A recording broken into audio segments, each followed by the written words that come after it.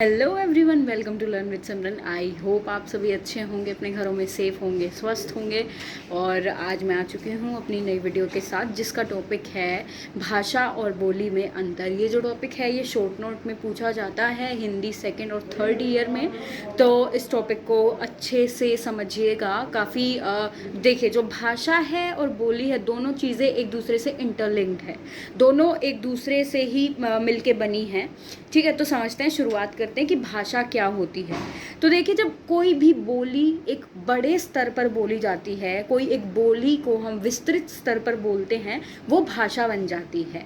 और अब जब भाषा को ही हम अलग अलग रूपों में थोड़े से एक कह सकते हैं कि सीमित क्षेत्र में जो एक भाषा बोली जाती है, उसको हम बोली बोल देते हैं। ठीक है, मतलब जैसे कि एग्जाम्पल देती हूँ मैं।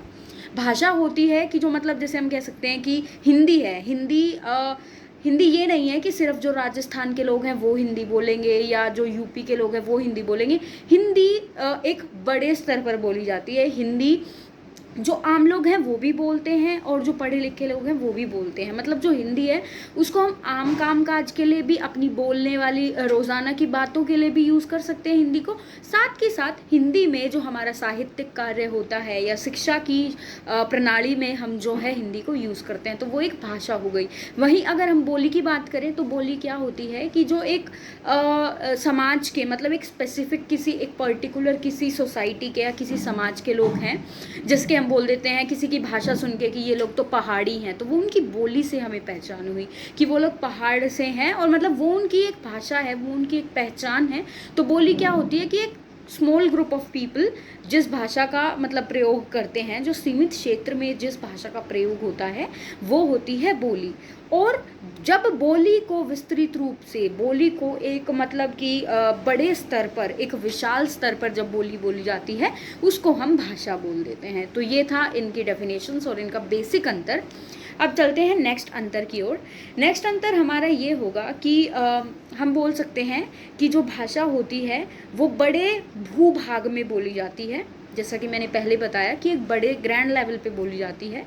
वहीं जो बोली होती है उसको हम एक सीमित क्षेत्र में बोलते हैं। ठीक है, नेक्स्ट पॉइंट पर चलते हैं कि जो भाषा है उसके अंतर्गत कई बोलियां आती हैं। ठीक है, भाषा के अंदर कई बोलियां आती हैं, जैसे कि हमारी हो गई हरियाणवी, जयपुरी, मारवाड़ी। ठीक है, ये सब मतलब हिंदी लैंग्वेज है, हिंदी में से ही ये सब निकल कर के आई हैं। ठीक है, वहीं अगर हम बोली की बात करें तो बोली में किसी भाषा का जन्म नहीं होता है। मतलब बोली अपने आप में उसकी एक पहचान है, आप बोली से कोई और लैंग्वेज नहीं निकाल सकते। वहीं हमने भाषा से अलग अलग बोलियां बनाई है। जैसे मेन तो हिंदी ही है, हम हिंदी के शब्दों को ही अपने हिसाब से तोड़ मरोड़ कर हरियाणवी में प्रयोग करते हैं, राजस्थानी में प्रयोग करते हैं। तो भाषा से हम अलग अलग लैंग्वेज बोलियों का जन्म कर सकते हैं, लेकिन बोली से किसी भी भाषा का जन्म नहीं होता है। नेक्स्ट पॉइंट है कि दो भाषाओं में कोई भी बोधगम्यता नहीं होती है। अब बोधगम्यता मतलब होता है सिमिलैरिटी। हम बोल सकते हैं कि कोई भी दो भाषा ले लो, जैसे हमने दो भाषा ले ली, हिंदी और तेलुगु। हिंदी और तेलुगु है, अब इनमें कोई भी समानता नहीं होगी। मतलब तेलुगु की जो लिखने का तरीका है या जो तेलुगु को बोलने का तरीका है वो हिंदी से बिल्कुल ही विपरीत होता है। वहीं जो बोलियां होती हैं, बोलियां मतलब बोधगम्य पाई जाती हैं। मतलब जो बोलियां होती हैं वो सिमिलर हो सकती हैं। जैसे हम हरियाणवी की ही बात करते हैं जो बहुत कॉमन है। हरियाणवी में और आप कह सकते हैं कि यूपी की भाषा जो है वो काफ़ी सिमिलर है, जो गुज्जर लोग बोलते हैं और जो जाट लोग बोलते हैं, तो उनकी जो भाषा होती, मतलब बोलियां होती हैं, वो काफ़ी सिमिलर होती हैं। और उनको हम मतलब अब देखिए, अब सिमिलर होंगी तो उनको समझा भी जा सकता है। यानी दो अगर अलग अलग बोलियों को बोलने वाले व्यक्ति हैं तो वो अलग अलग बोलियों को समझ पाते हैं। मतलब एक जो उनकी बात कहने का मकसद होता है वो क्लियर हो जाता है। वहीं जब हम भाषा की बात करते हैं तो अब जैसे मैं बोल रही हूँ हिंदी और आप कहीं अब्रॉड से बिलोंग करते हैं, आपको हिंदी नहीं आती, आपको इंग्लिश आती है। ठीक है, तो आपको मेरी भाषा बिल्कुल पल्ले नहीं पड़ेगी, आपको ना कुछ समझ आएगा, ना आप कुछ मतलब बोल पाओगे उसको लेकर के। तो ये पॉइंट है कि भाषा जो है एक दूसरे लोग, मतलब दो अलग अलग संप्रदाय के लोग, दो अलग अलग भाषा बोलने वाले लोग भाषा को नहीं समझ सकते। वहीं अगर बोलियां अलग अलग बोलने वाले लोग हैं तो वो उसको समझ पाते हैं, उससे कोई ना कोई अर्थ निकाल पाते हैं। नेक्स्ट पॉइंट हमारा होगा कि जो भाषा होती है, भाषा का एक मानक रूप होता है। मानक रूप होना कि मतलब जो उसमें जो चीज़ें होती हैं वो फिक्स्ड होती हैं, वो निश्चित रूप से होती हैं। जैसे कि मतलब सेंटेंस की कैसे फॉर्मेशन होगी, या मतलब ये शब्द इसके साथ प्रयोग होगा, ठीक है। तो ये होता है भाषा का मानक रूप, मतलब कि सब कुछ उसमें निश्चित होता है। जबकि जो बोलियां हैं, हम बोली को अपने हिसाब से, अपने प्रयोग करने के तरीके के हिसाब से, कि भाई हमें ये शब्द ऐसे आसान पड़ रहा है तो हम उसको उसी तरह से प्रयोग में लेके आ जाते हैं। उसमें कोई रूल्स नहीं होते। और क्षेत्रीय रूप होता है, जैसे भाषा का मानक रूप होता है, वैसे बोली का जो है क्षेत्रीय रूप होता है, और उसमें कोई मानक रूप नहीं होता है। नेक्स्ट पॉइंट है कि जो भाषा होती है उसको हम साहित्य में, शिक्षा प्रणाली में और जो भी प्रशासनिक कार्य होते हैं उनमें किसी भी एक बोली का प्रयोग नहीं होता है, वो सब एक भाषा में लिखे जाते हैं, ठीक है। वहीं जो बोली होती है उसका प्रयोग आम बोलचाल के कार्यों के लिए होता है, या आम हमें कोई भी बात करनी होती है, कोई डिस्कशन करना होता है आपस में, पारिवारिक हो गया या एक समाज का डिस्कशन हो गया, तो वहाँ पे शायद बोली का इस्तेमाल हो जाता है आम बोलचाल के लिए। लेकिन अगर कोई प्रशासनिक कार्य है, कोई साहित्यिक कार्य है, या कोई मैं रचना लिख रही हूँ, तो वो जो होती है वो एक भाषा को लेकर के होती है। नेक्स्ट है कि जो भाषा है उसमें व्याकरण होता है, मतलब व्याकरण के नियमों का पालन होता है भाषा में, ठीक है, व्याकरण को फॉलो करता है। जबकि जो बोलियां होती हैं, बोलियों में कोई व्याकरण नहीं होता, वो लोग अपनी सुविधा के अनुसार उसके शब्दों का हेर फेर और बदल कर देते हैं, उसमें कोई रूल्स नहीं होते हैं बोली में।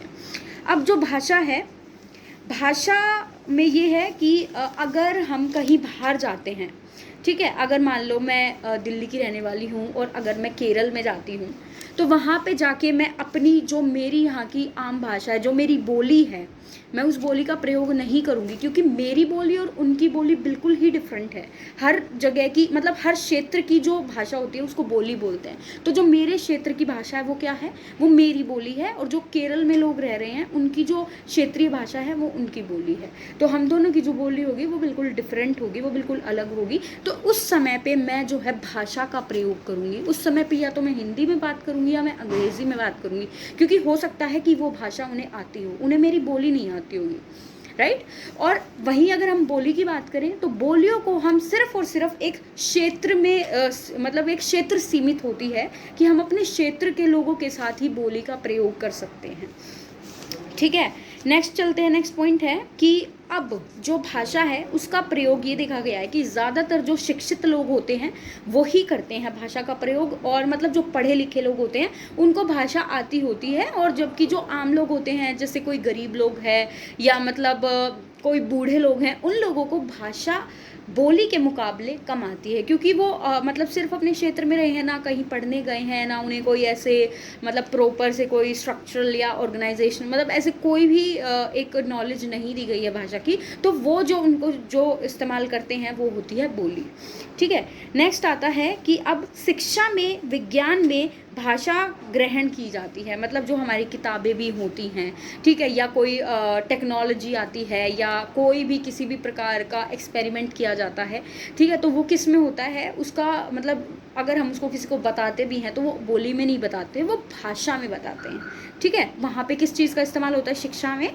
वहाँ पे भाषा का प्रयोग होता है, बोली का प्रयोग नहीं होता है, ठीक है। नेक्स्ट चलते हैं। अब जो भाषा होती है वो परिनिष्ठित होती है। परिनिष्ठित मतलब उसका एक ही रूप होता है, ठीक है, भाषा का एक ही रूप होता है, एक रूपता उसमें पाई जाती है। नेक्स्ट है बोली।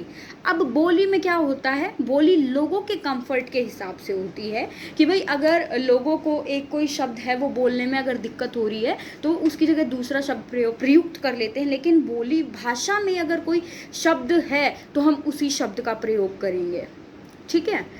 अब उसमें एक रूपता नहीं पाई जाती है, बोली में कोई स्टैंडर्डाइजेशन नहीं होता है, जबकि भाषा में एक रूपता होती है, ठीक है। उसमें क्या होती है, परिनिष्ठता होती है और वो स्टैंडर्ड रूप उसका एक होता है।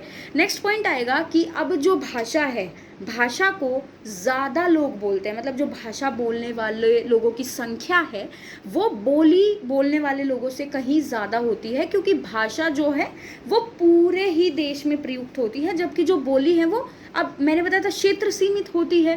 क्षेत्र सीमित है तो उसको कम लोग प्रयुक्त करेंगे, तो जो संख्या हो गई वो भाषा वालों की ज़्यादा हो गई और बोली बोलने वालों की कम हो गई। ठीक है, तो ये था भाषा और बोली में जो बेसिक अंतर होता है। तो इससे आई होप समझ आ गया हो। बेसिकली आपको ये ध्यान रखना है कि जब हम भाषा को क्षेत्र तक सीमित कर देते हैं तो वो क्या बन जाती है, बोली। और जब हम बोली को एक मतलब सीमित रूप में नहीं रखते और बोली को ही विस्तृत रूप से हम इस्तेमाल करते हैं तो वो भाषा बन जाती है। उसी के हिसाब से अब लोगों की संख्या ज़्यादा होगी, कम होगी, और भाषा को हम कहाँ प्रयोग कर सकते हैं, कहाँ बोली को प्रयोग करते हैं। ठीक है, भाषा को क्या नियम फॉलो करती है, बोली कोई नियम फॉलो नहीं करती, उसका विस्तृत रूप होता है, उसका क्षेत्रिक रूप होता है। तो ये चीज़ें आपको ध्यान रखनी है और ये शॉर्ट नोट में ज़रूर पूछा जाता है। प्रीवियस क्वेश्चन पेपर उठा के देखेंगे, उनमें भी ये क्वेश्चन पूछा गया है। तो thank you so much for watching. You can like, share and subscribe. Please subscribe, I would say. And just take care of yourself, stay safe, stay home. Thank you for watching.